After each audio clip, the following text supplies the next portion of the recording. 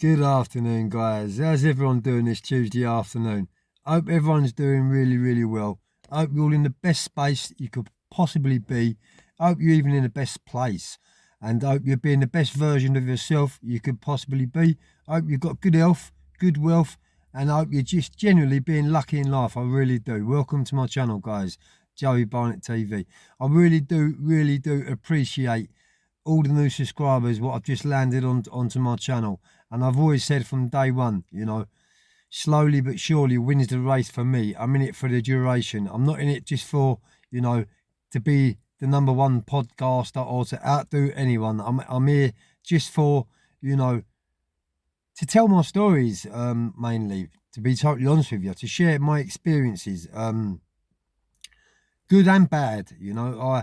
I only share the bad experiences and share the prison stories to deter anyone away from following my footsteps, or to deter anyone away from thinking that taking drugs, going to prison is glamorous. Because I'll tell you something now, when you're stuck in that Peter, miles away from a home, under 23-hour a day lockup, you feel very lonely, you feel very lost, and sometimes your head's just not in the right place.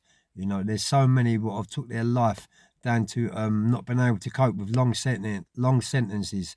And unfortunately, in today's society, that's what is getting dished out: long sentences, big lumps of bird. And it really upsets me when I see these youngsters, all think it's big, to carry knives, and to think it's big to carry guns and to shoot people, and getting big, massive sentences. Imagine that, getting a life sentence when you're in your early 20s. Yeah, that's one of my pals. Sorry. Imagine that, getting like L plates, or like massive double figure sentences in your 20s nowadays. That's what the judges are giving out. Years ago, if you got nicked for murder and you win a court, you get a life with a 15-year recommendation. 15 years ago was classed as life. Nowadays, if you go to court on the same crime, commit the same crime, you're getting 30 recs. The sentences have doubled. They really have doubled. And society don't like violence nowadays. Although there's a lot out there, there's more out there nowadays than what there ever was. In my days, it was your fist. And there was no jumping on people's heads. There was no bad ill intentions there. If there was a bad bit of blood, you met up, you sorted it out, and you shook hands after. Nowadays, people are stabbing each other. People are losing their lives, and they just don't understand. These youngsters just don't understand what happens, when you get arrested for these bad crimes. There's no turning back. There is no turning back. Once you've gone over that line, and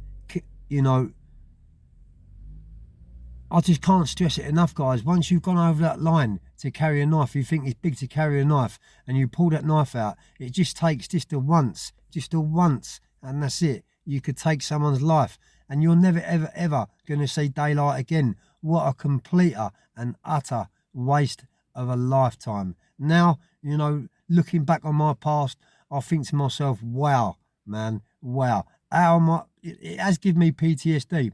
But I sit here and wonder to myself and think to myself, how am I here today after what I've been through?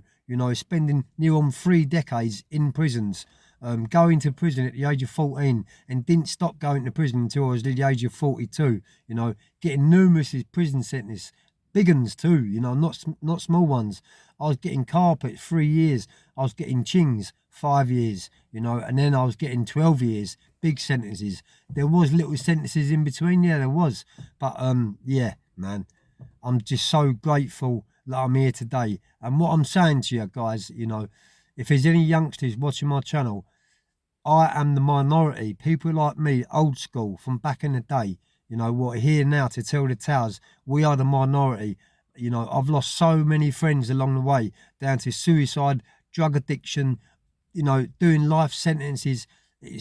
There's only a handful of us left, guys. So please please, when you hear someone like me saying to you, it's a mugs game, it really ain't worth it, because it all ends in tears. You know, you might think you're king for the day. You might think you're nice and sweet with a few quid in your pocket or a few quid in your bank. You might have nice collateral around you. You might have might have you might have nice material things around you.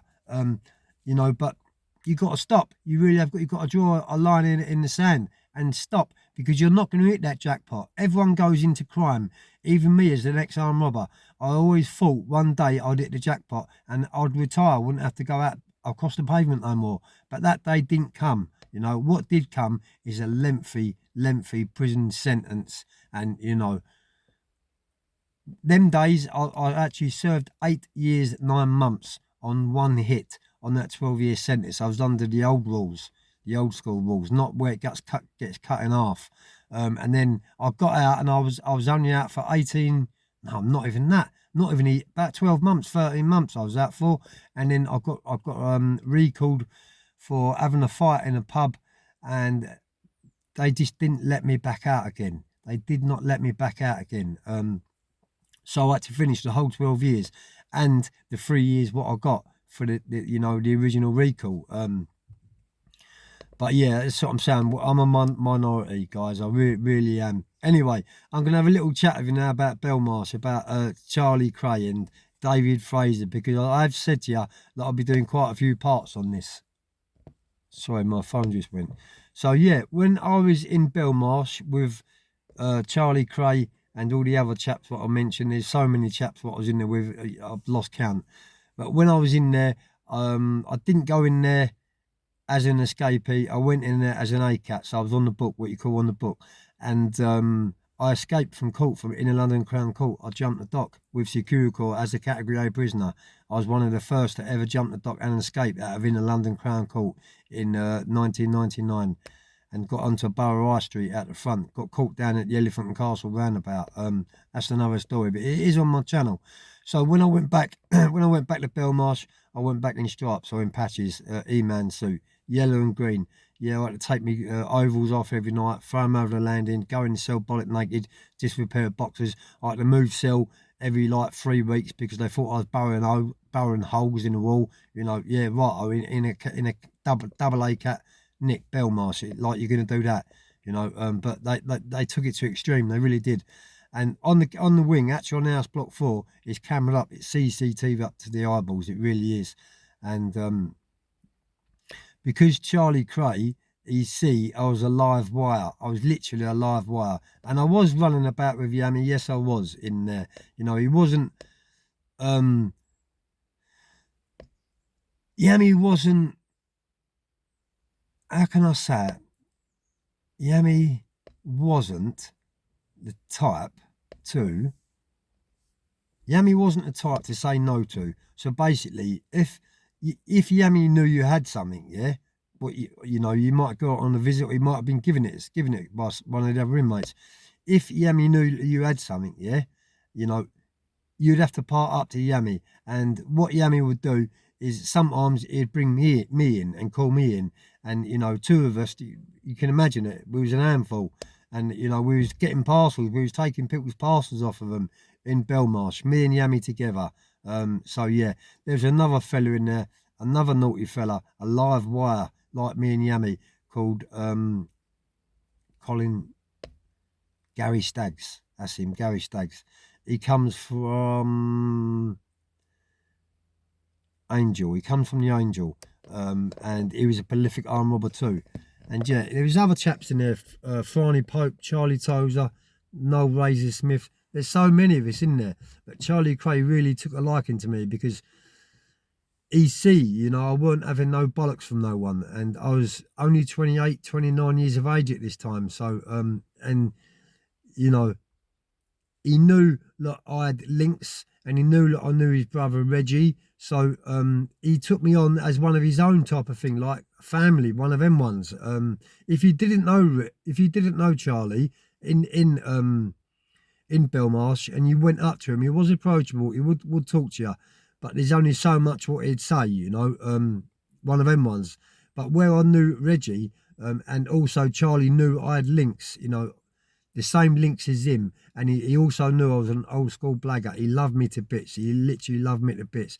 He used to call me down to his cell every single afternoon for a cup of coffee, and we used to have a chat, have a game of cards and that. We used to play pontoon, not gambling, just playing who's gonna make the coffee the next morning and bits and pieces like that. But yeah, I was very much a live wire in there, and I actually did get arrested by the police outside for an alleged assault on a speedo in there. If you go back on my videos, you'll see that.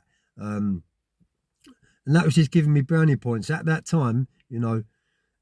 At that time, my mindset was, I don't care if I live and I don't care if I die. So that's a dangerous mindset. And I just got 12 years. So I knew I wasn't going home next week or the year after or the year after. I had years of it, So that's why the screws didn't mess about with long-termers too. Because at the end of the day, they want to go home to their family. They want to go home to their kids. They want to get a nice wage pack at the end of the month. That was my home. That was, and I wouldn't let no one take a piss out of me. And if any screws took a piss out of me, I'd jug them up and with piss and shit. And I did do that in Parkhurst, down in the segregation unit, to get out of there. If you go back on my videos, you'll see that one too, guys. But yeah, Charlie Krays was good stuff, man. It was funny when he asked me to do David Frazer. A few times he asked me, come on, Joe, just give him a few digs. I couldn't do it. I couldn't go over that boundary, because obviously I knew David Frazer was linked up too. His dad was Mad Franky Frazer for one, and I didn't want to upset the apple cart. I didn't want to be a part of that rivalry between the Krays and and the other lot. So I opted out. I said no. I said I can't do it, Charlie.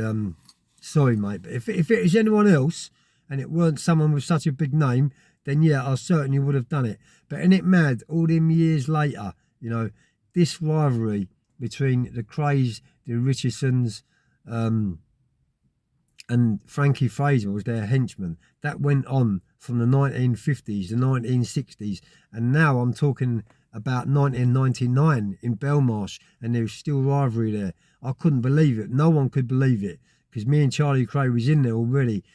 People couldn't believe it when the screws put David Frazer on the landing, knowing what the rivalry and the bad blood was still there. But there was nowhere else what could take him, because I think it was on the book too. He wasn't a double A, so he didn't have to go in a unit. He was just a single A like me. So we was all on House Block 4 together. But yeah, man, nowadays I do look back on it and I think, how am I here? Yammy must think the same too.